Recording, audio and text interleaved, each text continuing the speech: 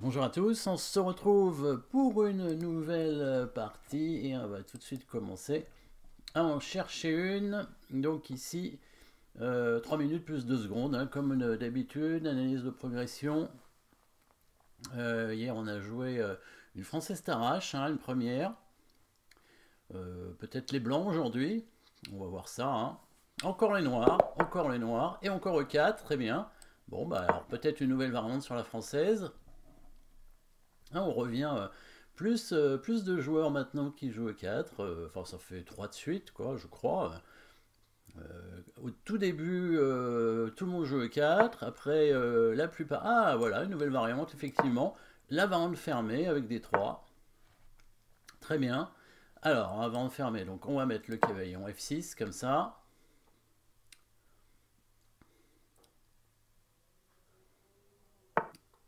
Oh, ça, c'est bizarre, ce coup, par contre.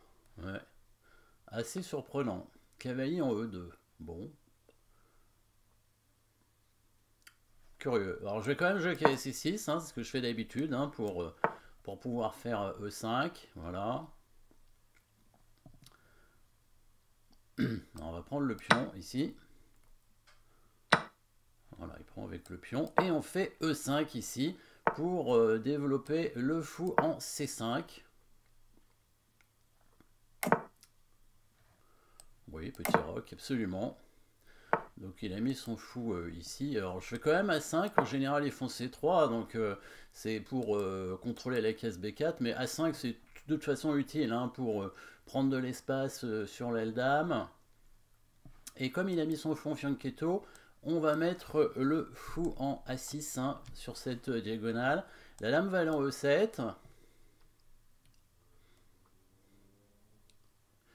La dame va aller en E7. Alors, cavalier C3. D'accord, donc qu'est-ce qu'il veut faire avec son cavalier? Bon, là j'ai la case en D4, hein, si je veux. On va quand même faire. Peut-être dame E7 n'est pas nécessaire pour l'instant. On va faire B6 pour pouvoir mettre le fou directement là-bas en A6. Hein.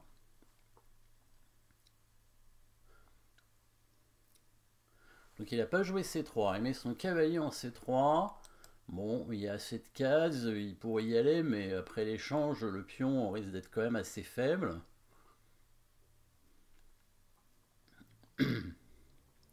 Alors là, il y a la tour derrière, hein, bien sûr. Donc s'il vient et que j'échange tout de suite, il faudra quand même bouger le cavalier pour avancer le pion en D6. Alors le fou qui vient en A6. Ah bon, bah il a bougé son roi, du coup, s'il bouge sa tour, il perd le pion. Maintenant. Donc il va peut-être amener son cavalier en E2. Ah oui, mais il y aura cavalier D4 qui sera embêtant. Bah, roi H2, t'es pas terrible, hein, je pense. Hein, parce que voilà, je vais jouer cavalier D4 pour voir ce qu'il fait. Là, il est très embêté déjà. Voilà, bon, on va gagner une qualité. Hein, bon, on va prendre. Hein, hop, évidemment, on gagne une qualité. Alors, est-ce qu'on attaque ce pion avec la dame? Allez, on va être un peu agressif là hein, maintenant. On va commencer à créer quelques menaces. Bon, la dame va se faire attaquer à un moment donné, mais c'est pas grave. On aura mis la tour derrière et peut-être qu'on pourra rentrer même sur la première rangée. Hein. Ben, comme on a deux tours et lui il n'en a qu'une seule, ben, il faut les utiliser évidemment. Hein. Donc ici le but, bon, on attaque ce pion, voilà, il défend, logique. Voilà, on amène la tour pour faire batterie et dès qu'il bouge son cavalier, petit échec hein, pour échanger les dames. Bien sûr, avec du matériel en plus, on est content d'échanger les dames. Voilà, sur ces trois, même chose, hein, on propose l'échange des dames, il va probablement refuser, mais ça l'oblige à reculer. Ah, il y a ce pion attaqué aussi, moi je l'avais même pas vu, mais vous voyez là, tout de suite on crée des menaces hein, avec la dame, le pion étant cloué, ouais, il n'a pas le choix, il est obligé d'échanger, et bah là on va faire un petit échec. Alors prendre le pion serait pas bon parce qu'il va prendre le four et du coup le pion serait plus cloué. Oui mais maintenant le pion n'est plus protégé. Il aurait dû couvrir avec son fou plutôt. Alors il bouge son fou. On va bouger la tour. Bon il n'y a pas de clouage mais on va bouger la tour ici. C'est pas grave, hein, on veut bien échanger les tours hein, de toute façon. On veut bien échanger les tours. Il va peut-être mettre son rang G2. Où est-ce qu'on met le fou Je pourrais le mettre en C5. façon, s'il prend, il aura son... Ou alors je le mets en E3, mais je préfère le mettre en C5 à la limite. Ouais. Bon, tant pis, hein. S'il prend, il aura son fou cloué, puisque la tour sera pas protégée. Ah, mais ma tour va être enfermée là. Bon, bah tant pis, c'est pas grave. Ouais, la tour est enfermée. Donc je suis obligé de prendre ce pion apparemment. Eh oui, il n'y avait plus de cases. Bon, ça va, j'ai quand même quelques pions d'avance là, hein, de toute façon, hein. Deux pions d'avance. Ouais, on transforme un avantage matériel en un autre avantage matériel, hein. Bon, c'était pas prévu, hein, j'aurais préféré garder ma tour, mais bon, c'est pas grave, hein, deux pions d'avance, c'est suffisant, pas la peine de vouloir plus, hein. On récupère évidemment la colonne ouverte, hein, avec la tour, on empêche la tour de s'activer. Le pion ici est protégé, hein. On va certainement rapprocher le roi, hein. Il est très important au final, bien sûr, de rapprocher le roi. Je pourrais mettre mon pion sur case blanche aussi. On garde le duo de pions ici.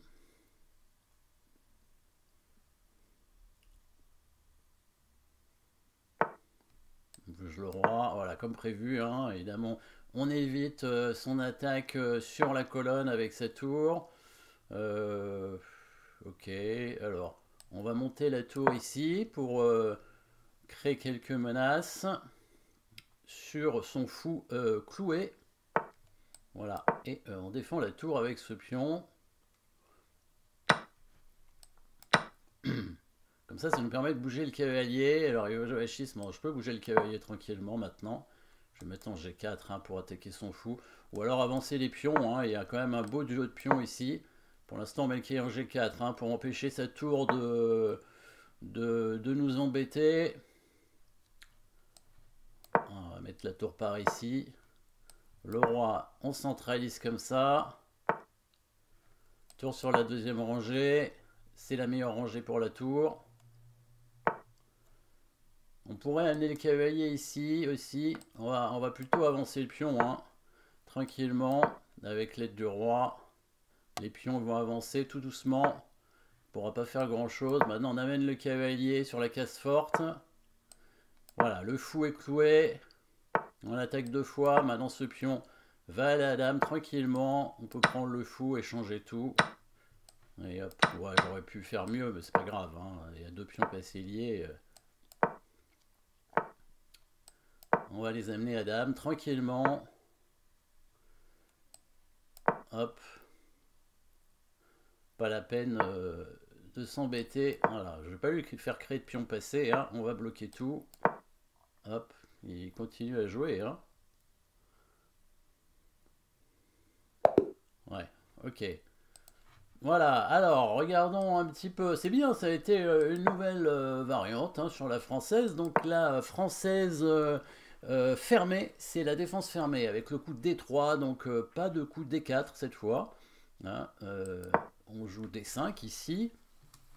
Cavalier D2, cavalier F6. Et là, il joue un coup bizarre, cavalier E2. Bon, normalement, le cavalier vient ici. Et j'aurais joué cavalier C6 aussi, avec l'idée de jouer E5. Donc on change complètement la nature de la position, hein. Ça devient une sorte de fille d'or inversée, où les blancs jouent la fille d'or. Et donc avec un temps de retard, même deux finalement, puisque ce sont les noirs qui jouent en premier, mais bon, je ne sais pas si c'est une très très bonne fille d'or quand même pour les blancs de toute façon. Donc le coup E5 avec le fou qui sort ici, ce fou qui peut sortir de ce côté-là, tout dépend où va ce fou en fait.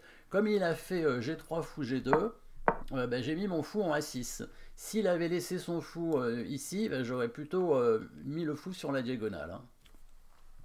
Alors là, il a joué cavalier E2.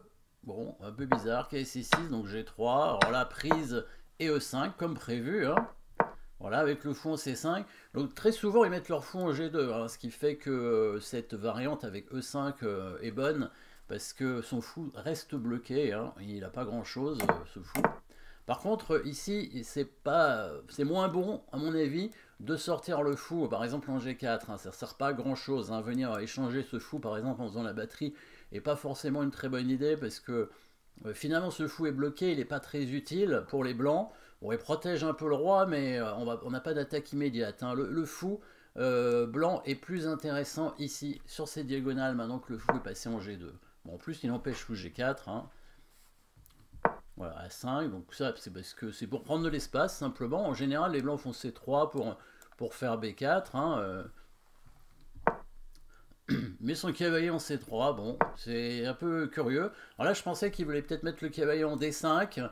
Peut-être c'était possible de le mettre en D5, mais peut-être, mais je peux quand même prendre, à mon avis, et mettre le cavalier en B4 pour attaquer le pion. Parce que s'il fait D6, bah, on n'est pas obligé de prendre, évidemment, hein. On peut simplement jouer C6 ou bouger la tour. Je ne sais pas ce quel est le mieux, parce que là, il risque d'attaquer le cavalier. On va peut-être être embêté avec le pion C6. Sinon, on peut simplement bouger la tour, hein, évidemment, hein. Même bouger le fou, à la limite, je veux bien peut-être lui donner la qualité, hein, c'est possible, hein. On peut mettre le fou ici, éventuellement, hein. S'il prend, là, ça va être très affaiblissant pour son roi. Et puis, bon, il y a quand même une attaque sur cette tour aussi, derrière, hein.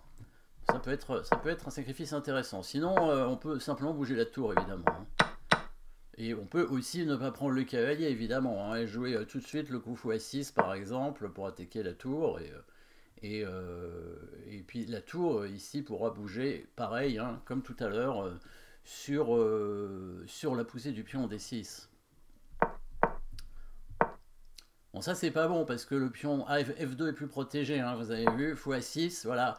Là, s'il bouge la tour, et ben, il perd ce pion. Et bah, s'il met son cavalier en E2, bah, là il est très embêté aussi, hein, c'est même pire probablement, hein. Bon, tout simplement, hein, voilà.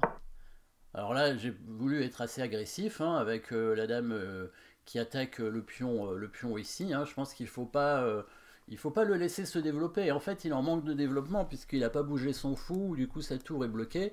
Là, on a un avance de développement, donc il faut créer des menaces. En plus, on a du matériel en plus, autant l'utiliser. La tour qui arrive sur la colonne ouverte, voilà, on arrive sur cette case forte maintenant. Il ne pouvait pas faire grand chose. En fait, l'idée, hein, par exemple, de la tour derrière la dame, c'est si par exemple il joue son cavalier pour attaquer la dame, bah, on fait échec, on propose l'échange, de toute façon il n'a pas le choix. Et la tour est très active, hein, un peu comme dans la partie, hein, finalement, c'est ce qui va arriver. Voilà, il n'a pas tellement le choix, sinon il y avait la menace en G3, hein, je sais pas ce il pouvait peut-être mettre la lame en F3, mais de toute façon ça ne changeait rien, j'aurais pu échanger et amener la tour ensuite. Alors échec, il a bougé son roi, on prend ce pion, fou F3. Alors peut-être que tour E1 n'était pas le meilleur, parce que c'est vrai que la tour finalement va se retrouver un peu enfermée derrière. Quoique si, je peux le mettre... j'ai hésité, hein, à faire fou E3 ici. C'était peut-être le bon coup, fou E3. Et fou prend, tour prend, voilà. Mais j'aimais pas que sa tour revienne sur la colonne. Ah oui, mais il y avait ce pion, ouais. Ah oui, il y avait ce pion qui n'était pas protégé, ouais. Oui, voilà. Bon, c'était certainement mieux, ouais. C'était sûr même que c'était certainement mieux. Bon, ce que j'ai joué est moins bon puisque je vais devoir donner la qualité. Mais il y a deux pions d'avance, hein, donc il y a évidemment toujours un gros avantage.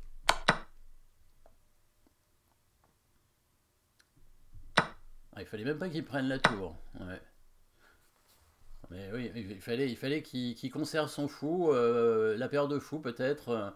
Peut-être fou G5 ou fou E3. Fou G5 peut-être pour menacer prendre le cavalier. Et la tour, oui, était obligée de s'exiler sur une case. Ah oui, c'est vrai qu'elle a plus beaucoup de cases. Le fou pourrait l'attaquer après. Effectivement, il fallait jouer fou ici, en G5. Et là, il y avait un petit souci puisque la tour n'a pas beaucoup de cases. En fait, si la tour vient s'exiler par là, elle va se faire attaquer par le fou. Fou C6 probablement. Ah, ou pion B3. Quel est le mieux? Fou C6, fou D1 peut-être? Peut-être fou D1, c'est mieux. Non. Non, il y a cavalier E4. Non, il faut prendre d'abord le cavalier peut-être. Prendre le cavalier et ensuite attaquer la tour. Ouais, parce que sinon il y avait échec avec le cavalier en E4. Ouais, c'est ça, ouais. Sinon il y avait échec avec le cavalier en E4. Et là, le fou pouvait attaquer la tour sans arrêt. Donc... alors ici, peut-être que le bon coup, c'était de bouger la tour pour essayer de faire échec, et ensuite réactiver la deuxième tour. Ouais, peut-être. Tour D8, fou prend F6, tour D2, roi F1, Non, pas roi F1, parce qu'il va être pris sur échec. Roi G1. Voilà, et sur tour E3, il y a fou G5 quand même. Ouais, ouais. Effectivement, mais là, c'est... alors, on va prendre des pions, mais on va perdre du matériel. Est-ce qu'il y avait un moyen de se sauver ici? Ah oui, la tour était bloquée. Ouais.